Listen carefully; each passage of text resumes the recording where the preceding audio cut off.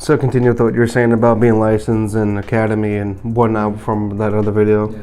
So no, basically what it is it's a post certification showing that you legally graduated the police academy, that you're all qualified, certified, that you can carry firearm and defensive devices, uniforms, etc. You're basically legally eligible to be sworn in as public law enforcement with your whatever area you are, county, state, city, whatever. Now, anyways, back to security training though. Private security licensing is different from public security licensing, or governmental security licensing. Private security licensing, for one, well, it depends where you live, depends in the state you live in, the county, and the city jurisdiction that you're in. Mm-hmm. Like, for example, we're here in Missouri, right? State Missouri, St. Louis County, okay? In county of St. Louis, one, you have to have a clean criminal history, no convictions, no major traffic citations, accidents within the past 5 years, because they will federally do a background check on you, period. It goes straight to the federals. It used to go through the highway patrol, but now they took it up to the feds. That's how strict they are now. So anyways, you have to have clean conviction, criminal history, free, no backgrounds, if anything at all, anything.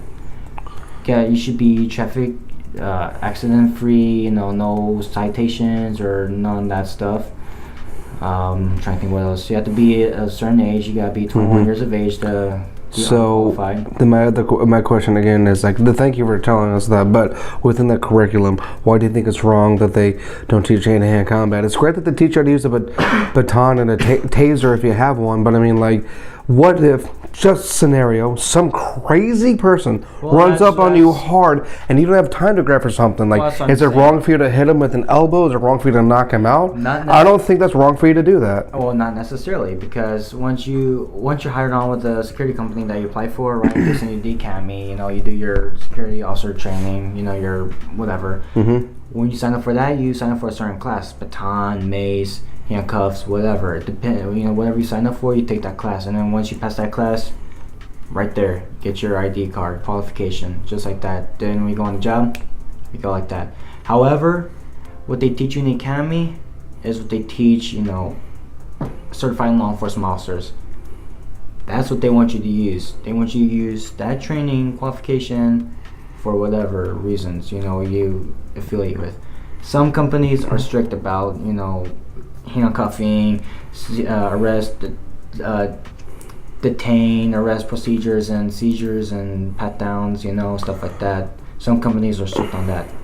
However, you do get qualified to carry mace, baton, handcuffs once your training is complete. And when you do, there's a reason why you have these training courses too. So that way, not only your body is used to responding to so that way, military training, you're ready to using combat defense basically. Me, I got 7 up to 7 years experience in the field, so for me it's easy. I mean, I don't even bother using my bike because I know every move, every procedure that needs to be taken when something's being done. Right. Like, for example, let's say someone's forcefully coming at me. What do?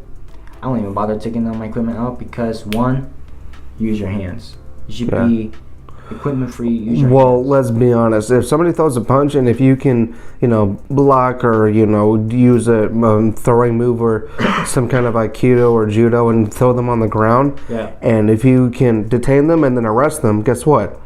That's a lot better than hitting them in the face with a baton. Don't get me wrong. It's necessary to have it, but you won't feel as bad because what would you rather do? Catch your punch, throw him on the ground, arrest him or whatever, or would you put him in handcuffs or whatever, or would you rather hit him in the face with the baton and have a possibility of breaking his jaw and feeling bad about it? Sure, you might feel badass in that moment, but as soon as he looks up at you and his jaw's hanging and it's looking like a zombie, you're gonna go, Well, that's true. I mean, I've been there before. Trust me, I've been there before, and there are times that I've made, that I've done double thoughts about that afterwards, and I felt, from now on, I use for one, verbal judo. That's the very first thing you should use. Verbal judo. Those commands is the first thing you need to use. It's funny he says that because real quick, I want to make a point. I train to fight, so I absolutely do not have to. And if I can talk my way out of a fight, I will talk my way out of a fight till my jaw falls off. And again, I'm not trying to sound like a BA. I'm not trying to sound like I can fight anyone and beat up anyone, or like I'm some big, martial arts, kung fu master. I'm not.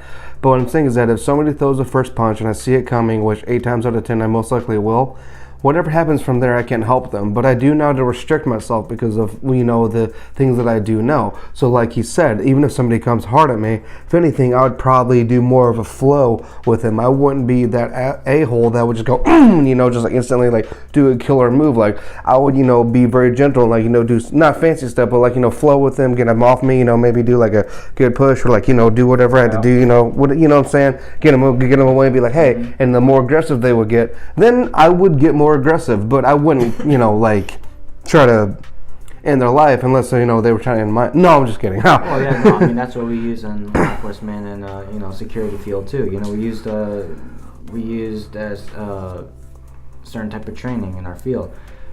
But the one thing that I always look for and I always go for, rear, front, forward wrist locks. Mm-hmm. That's exactly where we're gonna get their joint pain. That's exactly where we're gonna get that. Yeah, it's gonna stop him in the tracks real quick. Yeah. And that immediately, once you get them in that wrist lock position, they go down. Right. No doubt. No ifs, ands, or buts. They go down. Doesn't matter. Your hands are already on them. Just finish it right when you have it like that. Finish it like that. There's just joint manipulation stuff that my Sifu, which I'm gonna come back Sifu, I promise, shows us on Wing Chun. I can't remember what it is, but like as soon as he does it, like you go down instantly. It's like Aikido. It hurts so bad. Like he just like here, he let me grab your thumb, and you're like, okay, then you're like, ha, and you're just like. The thumb is the biggest part you want to go for. That's the biggest thing you want to go for. The wrist is also another thing too, but the thumb is. Well, you know what's crazy if you think about. Speaking of which, even if you don't know martial arts or like joint manipulation, fingers are so sensitive. Even if you just took someone's finger and just went back like this, fight's over. You're gonna break their finger. They're gonna be like, you want to talk about like being brutal? Like I'm not trying to say be brutal, but we got again 30 seconds left before it cuts off. Now that we're talking about this, one thing let me get. Hear me out real quick. Just hear me out, you guys. I know you guys. For those future officers and future people that are planning going law enforcement, security field, whatever. No chokehold. Period.